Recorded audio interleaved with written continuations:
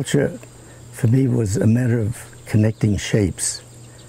I found that a lot of the shapes had an interesting position with it all at different angles.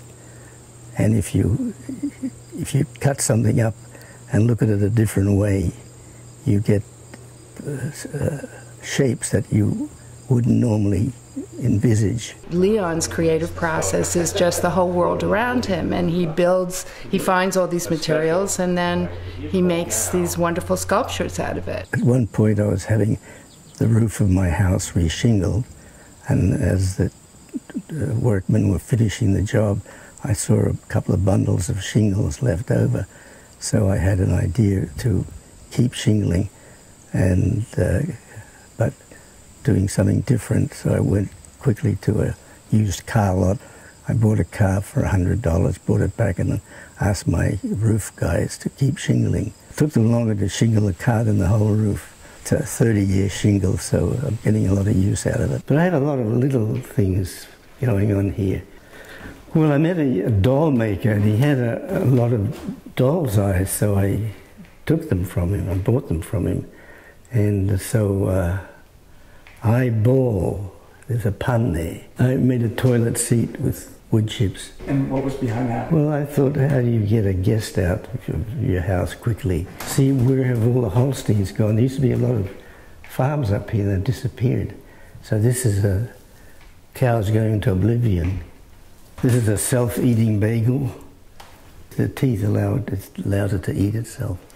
Vacuum cleaner with teeth on it. What it signifies. Yeah. You know, it's Freudian. There's a woman who rents from me in the corner who's a Freudian analyst, and she saw dark things in a lot of the sculptures. He puts images together that speak to us from kind of the deepest core of ourselves and make us think, what are we looking at here? And that's what I think is extraordinary about him, is that he taps into parts of himself that are kind of unknown parts of us all, and speak to us on another level. I go to my studio every day because it's important for me to keep a certain discipline, and also I'm very curious to see what I did the previous day, see if it's still holding up overnight. I rather enjoy being in my studio, and what is important for me for the continuity is to be doing several pieces at once. So if you get trapped with one, you just go to the other one and try to get some response out of that sculpture. How do you know when you're getting a response? When it looks good. And that's an instinctual thing.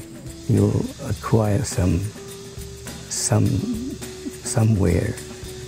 that you're working on a piece of art.